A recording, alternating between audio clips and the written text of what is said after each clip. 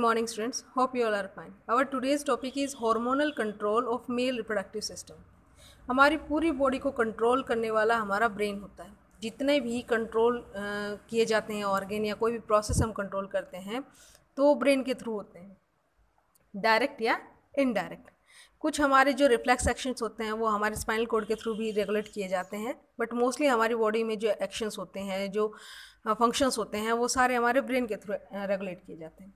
यहाँ पर भी हमारे ब्रेन के पास जो हाइपोथैलेमस ग्लैंड है, ये ग्लैंड क्या करती है, गोनाडोट्रोपिक रिलीजिंग हार्मोन सीक्रेट करती है, जो कि आगे चल के किसको स्टिमुलेट करता है, anterior lobe of pituitary gland को।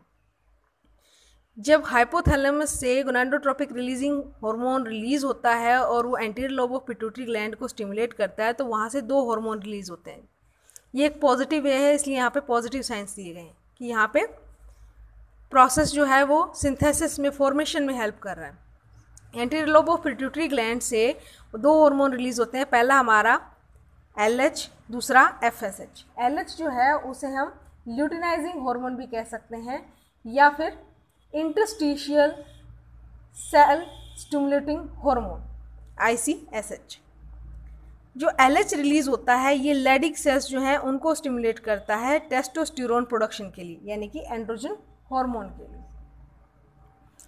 एंड्रोजन हार्मोन जो है वो रिलीज होता है। रिलीज होने के बाद ये क्या करता है, रिप्रोडक्टिव ट्रैक्ट्स और अदर जो ऑर्गन्स होते हैं मेल के अंदर, उनकी फॉर्मेशन में हेल्प करता है, यानी कि primary and secondary sexual characters की फॉर्मेशन में हेल्प करता है। उसके बाद कह रहा है कि जो हमारा anterior lobe of pituitary gland से जो दूसरा हार्मोन रिलीज हुआ था वो है FSH, यानी कि फॉलिकल स्टिमुलेटिंग हार्मोन। दोनों ही हार्मोन कहाँ रिलीज हो रहे हैं, टेस्टिस में, क्योंकि टेस्टिस में हमारी लेडिक सेल्स होती हैं जिनको हम इंटरस्टिशियल सेल भी कह सकते हैं, और वहाँ पे हमारी सर्टोरी सेल्स भी होती हैं। तो लेडिक सेल्स के अंदर तो LH स्टिमुलेट कर रहा है और FSH किसको स्टिमुलेट कर रहा है, सर्टोरी सेल्स को। सर्टोरी सेल्स क्या करती हैं, दो काम करती हैं। पहला कि ये स्पर्मेटोजेनेसिस को बढ़ावा देती है। स्पर्मेटोजेनेसिस प्रोसेस जो है वो सर्टोरी सेल्स के अंदर होता है, यानी कि स्पर्म प्रोडक्शन जो है। दूसरा, ये ABP यानी कि एंड्रोजन बाइंडिंग प्रोटीन भी सीक्रेट करती है, जो कि टेस्टोस्टेरोन को कंसंट्रेट करने में हेल्प करता है। और नेक्स्ट, ये इनहिबिन भी रिलीज करती है। जब टेस्टोस्टेरोन प्रोड्यूस नहीं करना है, स्पर्मेटोजेनेसिस प्रोड्यूस नहीं करना है, तो उस टाइम पे क्या करती है, इनहिबिन रिलीज करती हैं। इनहिबिन क्या करता है, नेगेटिव फीडबैक देता है। नेगेटिव फीडबैक या तो ये पिट्यूटरी ग्लैंड को देगा कि आप LH FSH बनाना बंद कर दो, यानी कि FSH बनाना बंद कर दो ताकि आगे चल के स्पर्मेटोजेनेसिस ना हो, या फिर ये डायरेक्ट हाइपोथैलेमस को नेगेटिव फीडबैक देगा कि यहाँ पे गोनाडोट्रोपिक रिलीजिंग हार्मोन जो है ये सीक्रेट ना किया जाए, ताकि ये पिट्यूटरी ग्लैंड है उसको एक्टिवेट ना करे, ना ही यहाँ पे LH FSH और ना ही स्पर्मेटोजेनेसिस हो।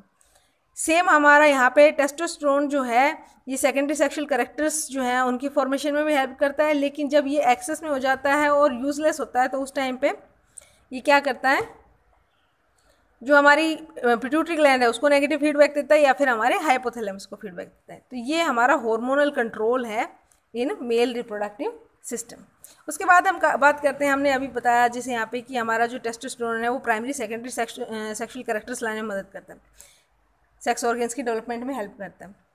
तो इसमें प्राइमरी और सेकेंडरी सेक्स ऑर्गन्स होते कौन से हैं? प्राइमरी सेक्स ऑर्गन जो होते हैं वो टेस्टिस होते हैं, जो कि स्पर्म प्रोडक्शन में हेल्प करते हैं। स्पर्म जो है वो मेन यूनिट है हमारे रिप्रोडक्टिव सिस्टम की, जो आगे चल के रिप्रोडक्शन में हेल्प करती है, और जो जहाँ से मेन यूनिट अराइज हो रही है वो क्या है, हमारा प्राइमरी सेक्स ऑर्गन है। उसके अलावा जैसे हमारी मेमरी ग्लैंड्स हैं, ब्रीड है, मस्कुलेचर बॉडी है, यानी मेल के जो कैरेक्टर्स होते हैं जो मेलनेस प्रोवाइड करते हैं उसे, वो हमारे क्या है, सेकेंडरी सेक्सुअल कैरेक्टर्स। उसके बाद बात करते हैं सीमेन की। जो सेकेंडरी सेक्सुअल कैरेक्टर या प्राइमरी सेक्स ऑर्गन जो हैं, इनसे जो प्रोडक्ट रिलीज होता है जो आगे चल के फर्टिलाइजेशन में हेल्प करता है, दैट इज सीमेन। ये क्या है, व्हाइट फ्लूइड सीक्रेशंस होता है किसका, seminal vesicle, prostate gland and Cowper gland का। इन तीनों का सीक्रेशन जो है कंबाइनली क्या कहलाता है, तीनों का नहीं, एक्चुअली चारों का, जो सेमिनल वेजिकल है, प्रोस्टेट ग्लैंड है, काउपर ग्लैंड है, और साथ में टेस्टिस से जो स्पर्म प्रोड्यूस हो रही है, ये चारों चीज़ें इकट्ठे मिलकर क्या बना रही है, सीमेन बना रही है। सीमेन जो है वो पेनिस के थ्रू फीमेल जेनाइटल ट्रैक्ट में इजैकुलेट किया जाता है। एक इजैकुलेशन में लगभग 200 से 300 मिलियन स्पर्मेटोजोआ यानी कि स्पर्म्स 200 टू 300 मिलियन स्पर्म्स जो है वो पर इजैकुलेशन रिलीज होते हैं, जिनमें से 60% जो हमारी स्पर्म्स होती हैं वो नॉर्मल शेप साइज की होती हैं, जबकि 40% जो होती हैं वो show vigorous motility for the normal fertilisation, ज़्यादा उत्तेजित होना। सीमेन जो होता है इसका पीएच 7.35 टू 7.50 तक होता है। एल्कलाइन नेचर होता है सीमेन का। एल्कलाइन नेचर क्यों होता है ये हमने पहले डिस्कस किया था कि फीमेल जेनाइटल ट्रैक्ट जो है उसका जो नेचर है वो एसिडिक होता है, तो उसको न्यूट्रलाइज करने के लिए सीमेन जो है वो एल्कलाइन नेचर का होता है। उसके बाद हम डिस्कस करेंगे function of male reproductive system. Function की अगर हम बात करें, हमने मेल रिप्रोडक्टिव सिस्टम पढ़ा तो उसमें सबसे पहला फंक्शन क्या था, स्पर्मेटोजेनेसिस, सबसे जो मेन काम था। इसमें कह रहा है कि जो हमारे सेमिनिफेरस ट्यूब्यूल्स हैं उसके अंदर जो जर्मिनल एपिथेलियम है ये क्या करती हैं, स्पर्म प्रोडक्शन में हेल्प करती हैं। दूसरा फंक्शन है मेल सेक्स और हॉर्मोन्स, यानी कि लेडी सेल्स क्या करती हैं, टेस्टोस्टेरोन प्रोड्यूस करती हैं जो कि सेकेंडरी सेक्सुअल कैरेक्टर्स के लिए रेस्पॉन्सिबल होता है। उसके बाद है transfer of sperm, copulatory organ जैसे कि पेनिस है, इससे जो स्पर्म है वो वेजाइना तक ट्रांसफ़र की जाती है, फीमेल रिप्रोडक्टिव ऑर्गन तक कॉपुलेशन के दौरान। तो ये भी किसका काम है, मेल रिप्रोडक्टिव सिस्टम का ही काम है। जब कॉपुलेशन होता है जो स्पर्म है वो ट्रांसफ़र की जाती है थ्रू पेनिस टू वेजाइना, तो उस दौरान मेल सेक्स एक्ट कौन कौन से होते हैं। मेन जो मेल सेक्स एक्ट होते हैं वो होते हैं erection of penis, coitus and subsidence of erection. सबसे पहले है इरेक्शन ऑफ पेनिस। इसमें कह रहा है कि जो ब्लड साइनसेस होते हैं, जो स्पंजी टिश्यू होता है पेनिस का, वहाँ पे ब्लड साइनसेस जो हैं उनमें ब्लड फिल हो जाता है, रश हो जाता है ब्लड का, इसकी वजह से सेक्सुअल एक्साइटमेंट फील होती है। और जो पेनिस है वो स्टिफ हो जाता है हाइड्रोलिक प्रेशर की वजह से, जो कि ब्लड फिल्ड हो जाता है साइनसेस में, उसकी वजह से हाइड्रोलिक प्रेशर जो है वो जनरेट होता है और उसकी वजह से पेनिस जो है वो स्टिफ हो जाता है। उसके बाद है कॉइटिस यानी कि कॉपुलेशन। कॉपुलेशन की अगर हम बात करें तो सेक्सुअल जो इंटरकोर्स होता है उस दौरान पेनिस जो है वो वेजाइना के अंदर इंसर्ट कर दिया जाता है फीमेल जेनाइटल ट्रैक्ट में।